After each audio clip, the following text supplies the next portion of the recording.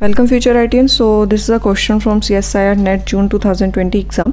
हमें partial differential equation given है और हमें बताना है कि कौन सा ऑप्शन हमारे लिए ठीक रहेगा। मतलब इक्वेशन जो है पैराबोलिक होगी, हाइपरबोलिक होगी या इलिप्टिकल होगी। रीजंस दे रखे अलग अलग, y greater than 0, y less than 0 and y equals to 0। तो सबसे पहले तो देखिए ये इक्वेशन जो है ना सिंपल इक्वेशन नहीं है, हमें यहाँ पे एक फंक्शन दे रखा है, थोड़ा सा डिफरेंट फंक्शन। ठीक है, तो ये आपको पता होना चाहिए कि फंक्शन कौन सा होता है। इस फंक्शन को देखिए हम क्या बोलते हैं, सिग्नम फंक्शन बोलते हैं इसको हम।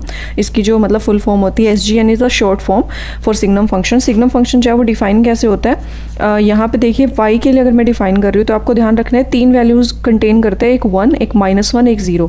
1 वैल्यू कब आती है, जिस भी फंक्शन के लिए आप निकाल रहे हो, जैसे y के लिए निकाल रहे हो तो जब y की वैल्यू पॉजिटिव होगी तो आंसर होगा 1, जब y की वैल्यू नेगेटिव होगी तब होगा -1, और जब y की वैल्यू 0 होगी तब वैल्यू होगी 0। तो आपको सिग्नम फंक्शन पता चल गया। तो अलग अलग पोर्शंस के लिए आप सोल्व करो। पहले तो हाइपरबोलिक, पैराबोलिक, इलिप्टिकल नेचर जानने के लिए आपको क्या करना होता है, जो भी पार्शियल डिफरेंशियल इक्वेशन गिवन है उसमें curl square u by curl x square का कोफिशिएंट आप देखते हो, इसका xy का देखते हो और curl square u by curl y square का कोफिशिएंट देखते हो, और फिर आप एक इक्वेशन सोल्व करते हो s square minus 4rt।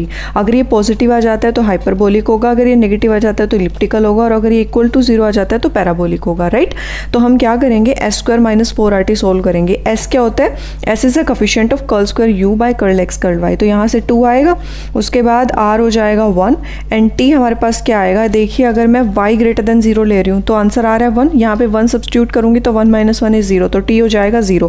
s square minus 4rt को फाइंड करूंगी तो ये बनेगा 2 का स्क्वायर माइनस 4 इंटू 1 इंटू 0। तो यहाँ से 4 आ रहा है जो कि हमेशा पॉजिटिव रहेगा, मतलब नेचर कैसा हो जाएगा, हाइपरबोलिक। तो मतलब y ग्रेटर देन 0 के लिए हाइपरबोलिक नेचर आएगा। अब ऐसे ही y लेस देन 0 के लिए देख लेती हूँ।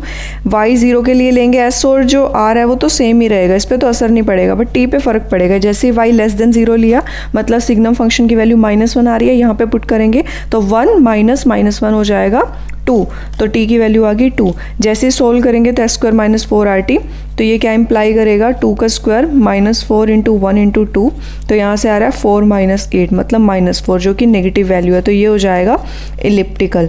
मतलब हमारे पास y लेस देन 0 के केस में आंसर आ रहा है इलिप्टिक। उसके बाद y इक्वल्स टू 0 के लिए, y इक्वल्स टू 0 जैसे ही लेंगे सिग्नम फंक्शन की वैल्यू 0 हो जाएगी, यहाँ पे 0 पुट करेंगे तो s और r तो सेम ही रहेंगे। हमारे पास t की वैल्यू कितनी हो जाएगी 1, बिकॉज ये 0 हो गया तो 1 बचेगा। यहाँ से s स्क्वायर माइनस 4rt को जैसे सोल्व करूँगी तो बनेगा 4 minus 4 into 1 into 1, that means 4 minus 4 which is 0। तो यहाँ से कितना आ रहा है, पैराबोलिक। तो इसका मतलब हमारे पास y ग्रेटर देन 0 के लिए हाइपरबोलिक आ रहा है, इक्वल टू 0 के लिए पैराबोलिक आ रहा है, लेस देन 0 के लिए इलिप्टिक आ रहा है, तो ऑप्शन डी हमारा करेक्ट हो जाएगा। अगर आपको वीडियो अच्छी लगी है तो प्लीज़ ऐसी और वीडियोज़ के लिए प्लीज़ चैनल को सब्सक्राइब कर लें।